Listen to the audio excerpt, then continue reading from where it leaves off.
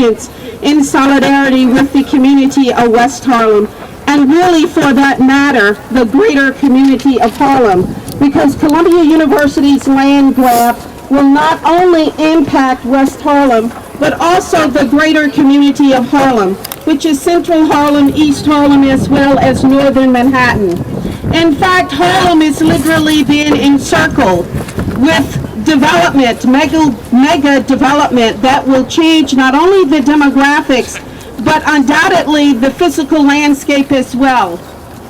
We have Columbia University in the Western Corridor, the 125th Street river-to-river proposal that goes from St. Nicholas to 2nd Avenue that will alter the commercial artery of Harlem. They are looking at buildings on the south side of the street that will go as high as the Hotel Teresa, and on the north side of the streets for a building to go as high as the Harlem State Office building. To the east, we have Uptown New York.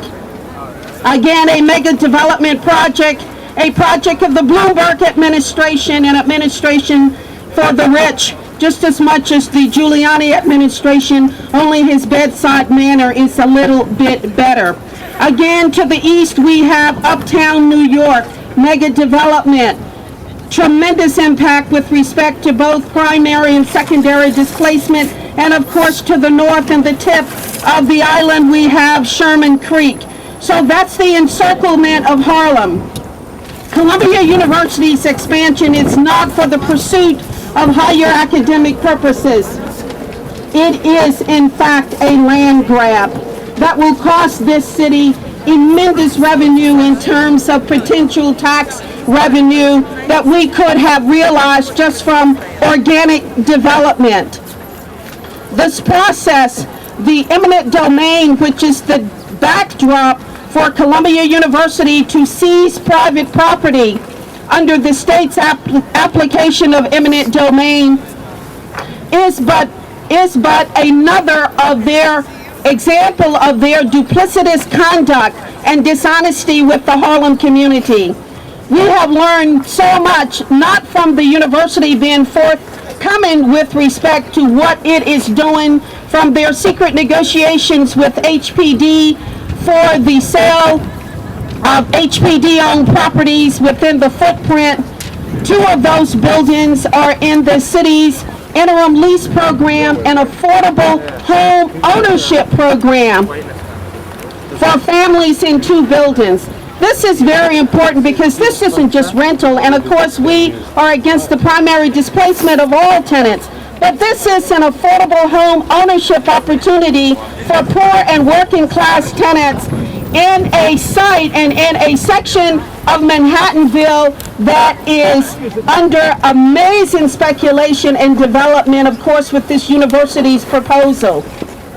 But yet the university has offered a measly $5,000 for the relocation of these tenants, plus some moving expenses. This is woefully inadequate, and why should these tenants be deprived of owning their apartments?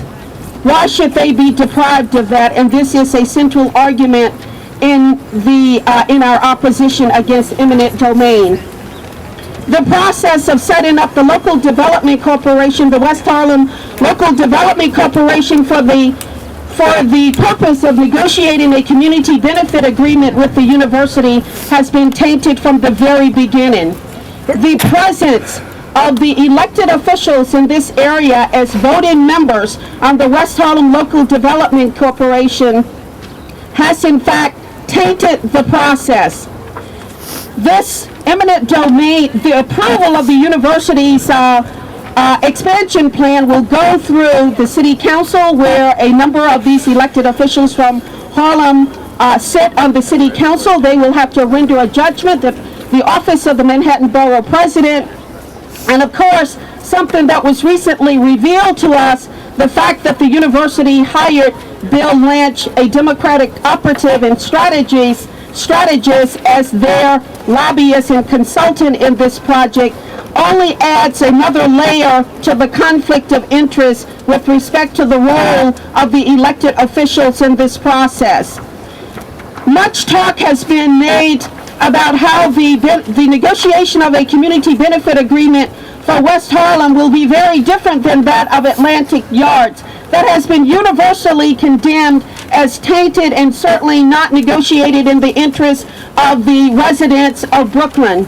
Well, we suggest to you that the same thing is true of this process. And the major and the most prominent conflict of interest is that of the role of the elected officials. They simply cannot have their cake and eat it too.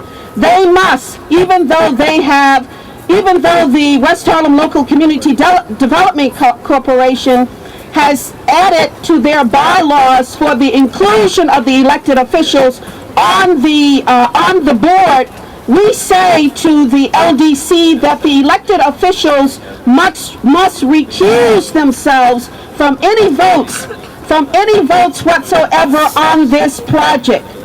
They will compromise and have compromised the process. This cannot be tolerated. The role and of the Coalition to Preserve Community in this process is to continue our expose on this conflict of interest that again has tainted the process, that has rendered it yet another pork barrel project for the elected officials. And we say no because this community is in great need in terms of affordable housing, the incredible impact of gentrification with respect to both primary and secondary displacement. We must change the course of things, and we ask that you continue your support, that of the students here at the university, joining and expanding the Students Expansion Committee here, because together, you with us, this community, something we haven't seen since 1968, we can make a difference not only to Columbia University, but also to the city of New York. That this is not a Robert Moses development that we will tolerate. And that we embrace